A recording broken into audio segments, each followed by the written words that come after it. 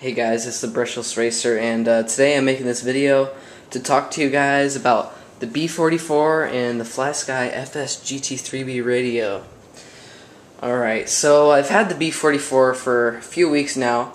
I've been able to put quite a few packs through it. I've just been running it every Friday for about 8 hours and every Saturday for about 8 hours also, so it's really seen some pretty hard run time, and I think I know the kit pretty well now, and I could talk about the positives and the negatives of this kit. Alright, let's start off with the positives. This kit is very great. I love it. It's very agile and responsive. It's like a ninja cat on the track. It's very fast, very nimble and responsive. I mean, not all I could say is good things about the performance and everything. It really is great, and I love it. I love the shocks. The shocks are amazing.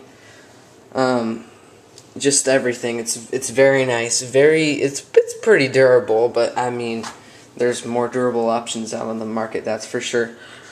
I got the B44 Punisher, the J Concepts Punisher body for it. Yeah, looking nice. Yeah, very nice. So let's take the body off and let's talk about it a bit more. So we got the body off. Take this off. We could look at it a bit more. Alright, so let's talk about the differentials. One of the downsides about the B44 is maybe every week or two you're going to have to tear it down to the differentials and clean everything out, maybe even replace the diff balls, shims, whatever it may be. But you know, that's just part of having the buggy. I mean, you can't really avoid that. It's four-wheel drive. What are you going to do? Second part, steering. I actually had lots of problems and stuff like that with the steering. I don't know. I guess it was just my luck, the way I set up my servo or whatever it may be. But I actually had lots of fun trying to figure that out. Yeah. So what it would do is it would actually. I actually had to set my servo because the servo was actually going too far, and it was pushing down too far, and the servo was actually lifting up and bending the chassis, which wasn't good, and it was making my servo run extremely hot. So that had to be figured out, but I figured it out, and now it's running beautifully. Slipper clutch. All I could say is good things about the slipper clutch. I know this thing's kind of a wiring mess right now. Sorry about that. The slipper clutch is great. You see, what you would have to do is you put a little Allen wrench down in that hole, and then you just turn the back tires, and you know, you could adjust your slipper right there. You don't have to pop the side cap off or take the wheel off with your tool and tighten it. It's very easy and convenient to use. I love that. Saddle packs. Okay, saddle packs. Saddle packs wasn't that big of an issue. I mean, I'm running the Gens Ace 4800 25C discharge right now, which I got in them right now. Saddle packs, well, I mean, they're not as convenient as stick packs, and with these factory team thumb screws, it's actually quite a chore to get them out of the buggy. But that's the story on those. I mean, they're fine. The buggy is balanced perfect with these saddle packs, though. I really like it. I mean, it's perfect in the air. Everything is balanced just right. So, yeah. And batteries. All right, the FS-GT3B. I could not be more happy with my purchase of this radio. It's just great. One thing you're gonna have to note about this radio is it is kind of small or whatever, and if you're gonna run like a huge digital servo in it like I am, you're gonna have to get a Novak glitch buster or some kind of receiver capacitor to keep it from stopping out on you and locking up, because it's screwing up the voltage range. I really love all the tunability and everything. It's great. I love it. I couldn't be more happy again. Great radio. Great radio. Alright, so let me flip it around here. I'm running the Mama Max Pro ESC. Yes, I know it has no fan on it. My fan is broken, but it doesn't even need the fan, so I just run it without the fan. The hottest the ESC's ever got when I've pulled it off the track is like 120 degrees, so I mean, it's really not something you have to worry about with 2-cell and a 540 size motor. Now, if you were running a bigger motor, 4-cell, or maybe even on the huge 1/8 scale motors, I see people running the Mama Max Pros on the 1/8 scales with those giant motors. I mean, alright guys, sorry about that. My stupid camera is running out of battery on me, but alright, back to the review.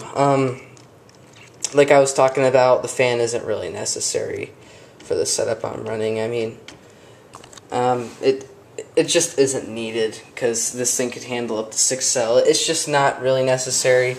And with the airflow from right under the tires, right through here, it hits the heatsink pretty well and it makes its way. So, not an issue. I told you about the diffs, tearing those down. That could be kind of a chore, but hey, that's kind of the price you got to pay. The diffs are so smooth if you keep them right, if you maintain them really well. One thing I learned the hard way. One thing you're going to want to do is you need to Loctite these 4 screws that go into the aluminum motor mount, because with all the vibration and everything, I mean, those come loose and that's no fun at all. That's actually really bad, and you could lose screws and then your slipper clutch goes popping out. It's nothing you want to get into, so you just save the time by Loctiting those 2 with blue Loctite. Don't make the mistake my friend did and Loctite your motor on with red Loctite. That's not something you want to do for sure. Also, make sure you Loctite, the pinion gear set screw. Just standard stuff. It's kind of common sense. Again, FSGT3 with that short little antenna. It's great. I love it. Put my on and off switch right under the body so I could just flip up the body and go on and off. The batteries take forever to get out with these factory team aluminum thumb screws, but hey, what are you going to do? Back shocks. Alright, I'm going to talk about 2 things that did not come with my kit that were rather necessary. Well, first of all, these little CVA pin retainers that keep the pins in case the set screw came loose. My kit did not come with front CVA pin retainers, so I had to order those online separately. I have no idea why. Also, my kit came with this shock, and, well, obviously it did come with the shock, but what I'm saying about it is the shock was mismanufactured in that they didn't machine the threads deep enough, so the little adjusting screw or whatever nut you want to call it doesn't work. I mean, not a big deal. Got new shock bodies coming in the mail, but for right now I'm just using some spacers. No big deal. Doesn't really bother me at all. I mean, no big deal. Again, diffs, super nice. What else do I want to talk about? I think I covered it all. I really love this kit. All I could say is good things about it. Watch out, though, the shocks in the front end is kind of vulnerable, but whatever. I've only had a few problems with that, nothing really that big. I actually did snap a shock shaft in 2, but, that's actually a whole nother story. So, you know what? Despite the general consensus, this is actually a pretty durable buggy. I've been able to put it through its paces pretty well, and I haven't had any issues with anything of the sort. Everyone says the J-Concepts body, the Punisher body puts more air to the wing and it makes you steer better. I don't know, it could or may not. I honestly don't really have an opinion on that. It feels better, but who knows? It could be anything. That's probably just me. I haven't ran it without. I haven't ran it with the anti-roll bars yet. I'm gonna be getting those pretty soon, but I just haven't been able to. A con about this buggy though is it goes through front tires like you wouldn't believe.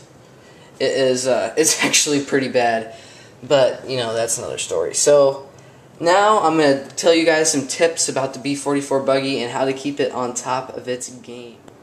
Alright, so now we're gonna go into the tips that I've learned with experience that you're gonna need to know to keep your B44 buggy running at the top of its game.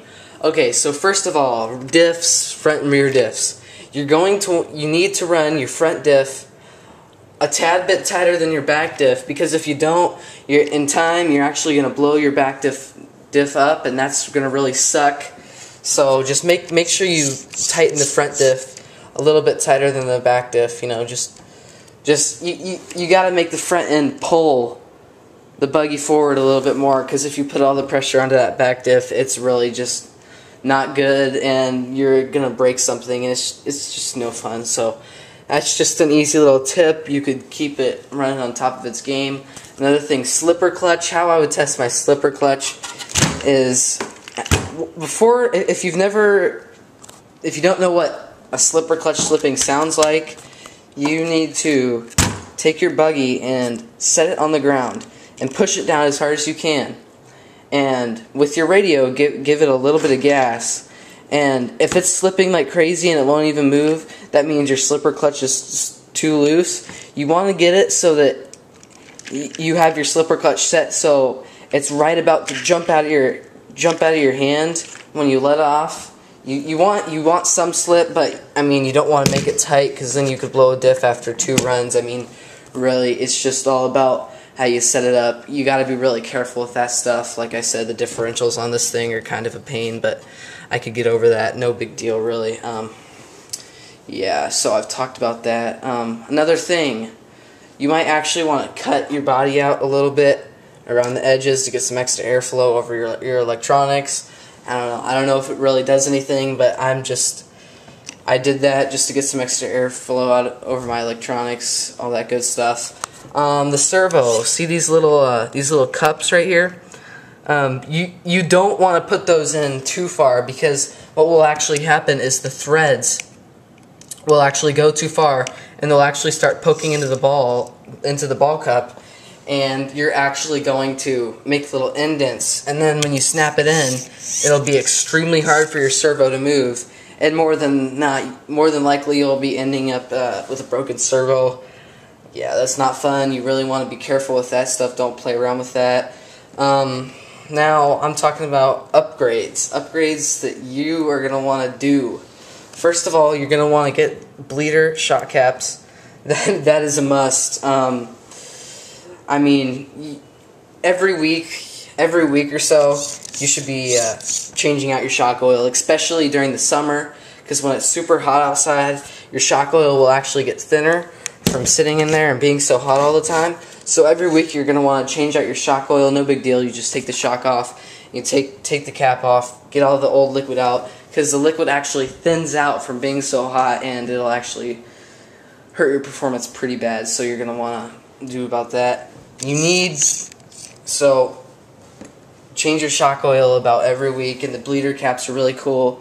Is what you do is you take it and you push it, you fill it all the way up to the brim, as high as you can, and you push it all the way down slowly.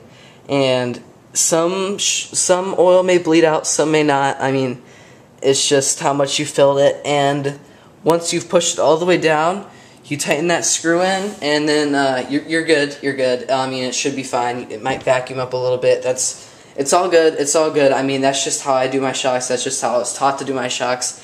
That's just how I do it. Yeah. So the servo saver, actually a really cool device built into the kit, and it actually is really cool. But you know, don't make it too loose, because then your servo, I had to do that and tear it apart. But you know, problem solved. I think when you put your ball cups in the front hole instead of the back hole, I mean, that gives you better performance. Gives you more steering. This buggy has lots of steering if you put your endpoints right and you're not overstressing out your servo. you really got to set your endpoints on the radio. Again, like I said, all the factory team aluminum parts, they're everywhere, all over this. Very cool. It's got the aluminum motor mount, which is very easy and convenient because you could actually slide the motor in and out. Very cool, very cool. I applaud the design on that. That is a very nice feature that I am very happy with. So, yep, that's about it. If you've made it this far, thanks for watching, and subscribe to my videos. I go to the track every week. I just always forget to take some videos of this running. I'm gonna get it done sooner or later, but I just always forget. So that's kind of the problem behind that. So thank you for watching and looking at this wiring mess. Oh man, it's bad, but what are you gonna do? I think I'm gonna probably throw a Novak, or most likely an LRP 8.5 with the SXX competition speedo, but you know, that's expensive stuff, and all my money's going to tires because this thing tears through tires so fast. But you know, thanks for watching, and subscribe to my videos. I would really appreciate it.